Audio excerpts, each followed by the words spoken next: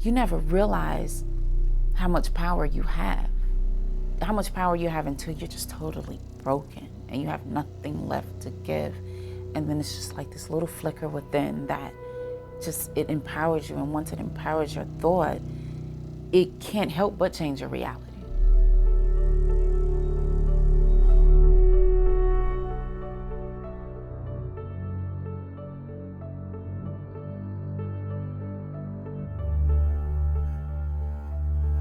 I was born and raised in Atlanta, Georgia.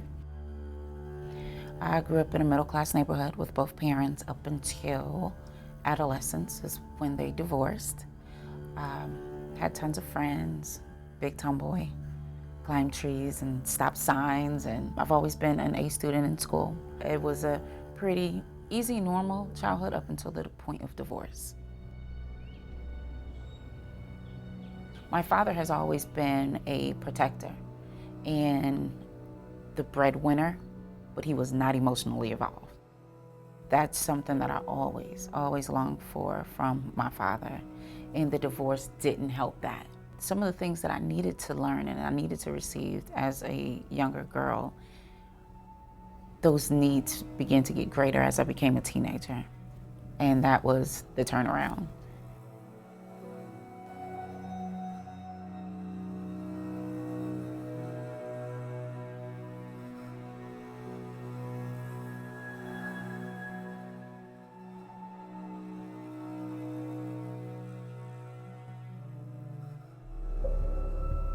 It was actually on one of my first jobs where I met my trafficker.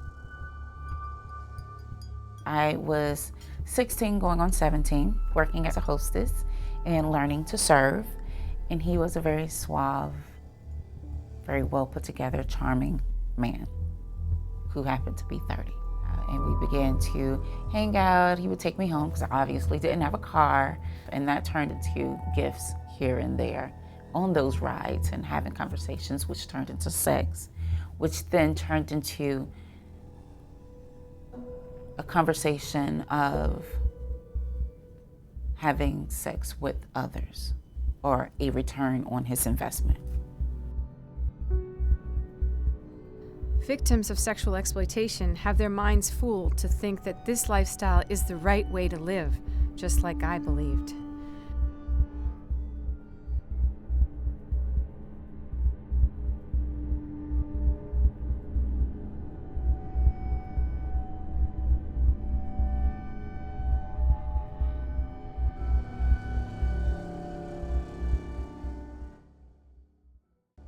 The first occurrence or the introduction into the life, we were hanging out with a few of his friends, which I came to find out they were traffickers also, and hanging out with their girls that they had. And it was through them. It became more of a grooming process where, this is what we do. We hang out, we smoke, we drink, we eat, we have fun, and we go to work, and this is our work, and this is what we do, and you can make this kind of money. And in the midst of all of that, my trafficker is telling me how much he loves me and how important I am to him, and I had to hold him up on that, and so that led to the first time. At the most, my trafficker had 5 girls of all ethnicities. They all came from broken homes in some way, some form, whether there was sexual abuse, drug abuse, physical abuse, mental abuse, divorce. It came from every range, as well as financial ranges. Certain voids and certain pieces, when those pieces are missing, and there's this embodiment of, I don't even know the best phrase for it, but they fill that void. The traffickers fill that void. And they're very, very, very intelligent at keying in on what those voids are. So if you didn't have a father, I'll be that daddy. If you've never fallen in love, I will be that first love. And by filling in those blanks, they're giving these young women something they never had. When I was 14, I started running away. While I was out, I got recruited into the life by this guy I used to hang out with. Growing up in a home where we didn't have much, it sounded like a dream come true.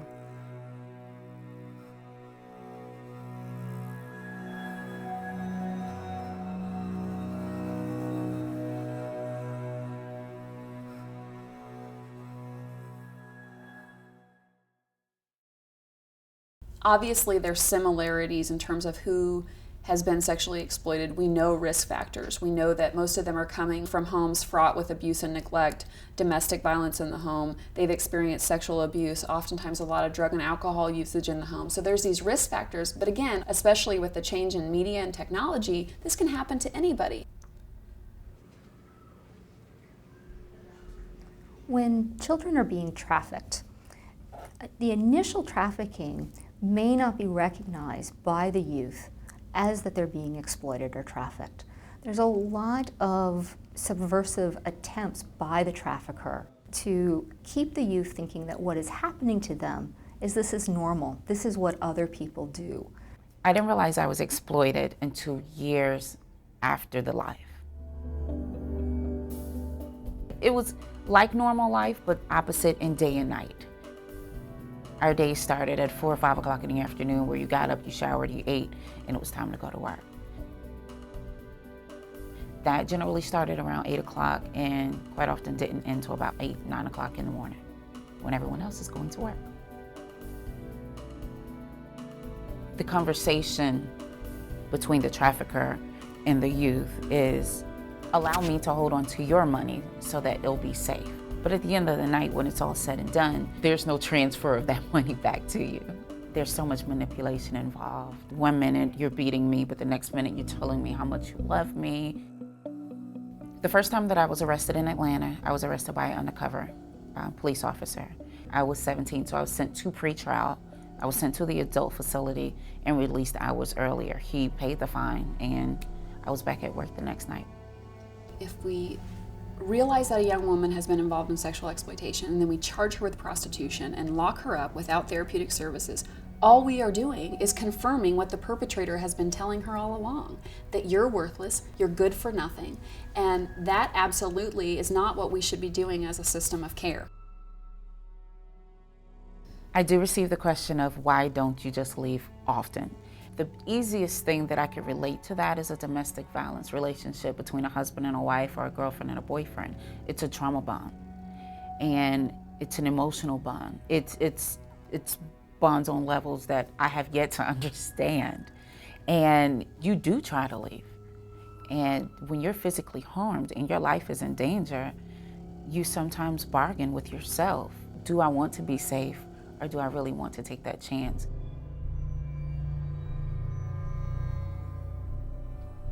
Drugs took over and healed any emotions I was feeling from going out on those dangerous streets, to having sex with old men for money that would go to a man, a pimp, who would beat me and threaten to kill me if I would ever leave or snitch on him.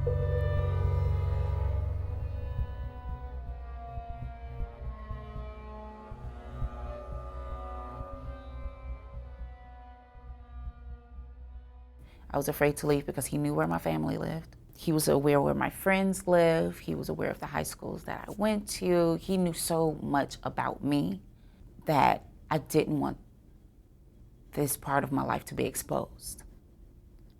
It's really difficult for the youth that we work with to escape their traffickers and exploiters for a few reasons: who will care for them or who will support them, because they've been through so much. The other thing is, how do I fit back in? I can't go to high school. I haven't been to high school in 3 years or since middle school, and they don't understand what I've been through. I can't fit in. So they really feel isolated and a lot of shame around what has happened to them.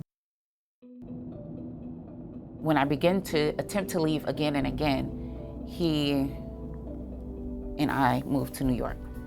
And that is how I ended up in the city, and I would work there. My family was so pushed away and so far away, I had no one to turn to. And things just kind of went from bad to worse at that point. I was arrested several times in New York City by undercover police officers, and on other occasions where they would pick up girls and charge them with loitering. And I had the option to either go to Rikers Island or go to gyms. I chose gyms, obviously, and it didn't end there. This award actually recognizes, probably for the first time publicly, that the commercial sexual exploitation of children in our country is a human rights issue. Seeds were planted. The dynamics and the thought process of pimps and the manipulation that they use, those were just seeds that were planted going through her program, because I went home every night to my pimp and I went to work every night, and I still had to go through that program, which was a lifesaver that didn't reveal itself until a few years later. I think we need to recognize that in the day-to-day press of juvenile delinquency cases in a typical juvenile justice system, you can't in a 5-minute court hearing figure out how to respond to these cases in an effective way, and that's why system players typically fall back on what's available to them. And what's available to them is a detention center where at least they think that the kids are kept away from the streets or kept away from their pimps. It is not a solution, however. It's the illusion of a solution. Being arrested over and over again did nothing, absolutely nothing. But going through gyms gave me the knowledge and gave me the truths of what I was doing, things that I didn't even see within myself. And that was more beneficial, and those types of programs are more beneficial than doing these arrests, because it just makes these girls angry. The Illinois Safe Children's Act is one of the most comprehensive and sweeping pieces of legislation to be enacted across the country, aimed at protecting children who are victims of sex trafficking. It was necessary, I believe, for the Illinois Safe Children's Act, because when I looked at everything and analyzed how we have been handling these cases traditionally, clearly we weren't being effective. And so we thought we have to do a better job at this type of crime, and we have to do a better job at getting to the people who are really creating this crime. The new law allows us to put these children into a system where they're getting the social services they need, as opposed to just putting them into the juvenile justice system. Because in the past we've seen that just doing that, by putting them into the juvenile justice system, doesn't necessarily help them. The Minnesota Safe Harbor legislation removes the conflict in our law that allows sexually exploited children to be treated as criminals. Michelle mentioned earlier in the interview, we have a nationally recognized model in Ramsey County, Minnesota, a public health approach for how to deal with sexually exploited children. What this legislation does is it gives a roadmap and a path and a timeline for that type of model to be built out all across the state of Minnesota. What's important about the Safe Harbors legislation is that it's going to open people's eyes, and it's going to give them something to think about and a different perspective on how they viewed children that have been exploited, sexually exploited. I think that's going to be the most positive outcome. What's been so critical in Georgia's system is it really being victim and survivor focused. We need to first acknowledge that these are in fact victims. And we need to train our law enforcement to ensure that they know how to identify and conduct investigations and connect the victims to services. And we need to provide our prosecutors with tools so that they can effectively prosecute these cases. And then we need to create a very holistic mental health service delivery system. We know that teens who have been sexually exploited have much higher rates of self-harm. They're more likely to attempt suicide, they're more likely to have suicidal ideation. They're also more likely to have symptoms of post-traumatic stress disorder. So when we think about the effects of sexual exploitation, I think they're the immediate effects that you may be able to see, but they're also insidious, they're long-lasting, and they're going to need treatment for a long period of time. I was arrested one more time after gyms. And upon that arrest, they give you the physical and things of that nature, a blood test if you like while you're arrested. I found out I was pregnant. That was another turning point for me. One night I was just fed up, and I just had it set in my mind and in my heart that whatever I gotta lose to get out of this situation, it wasn't gonna be my life and it wasn't gonna be my son. And the night that I left was a very, very ugly night We did get in a physical altercation with my 5-month-old in my arm. He put the dog on me. I'm fighting him and getting away from the dog and holding on to my child with my bags, trying to leave home, or what was home at that time. And I was able to get away.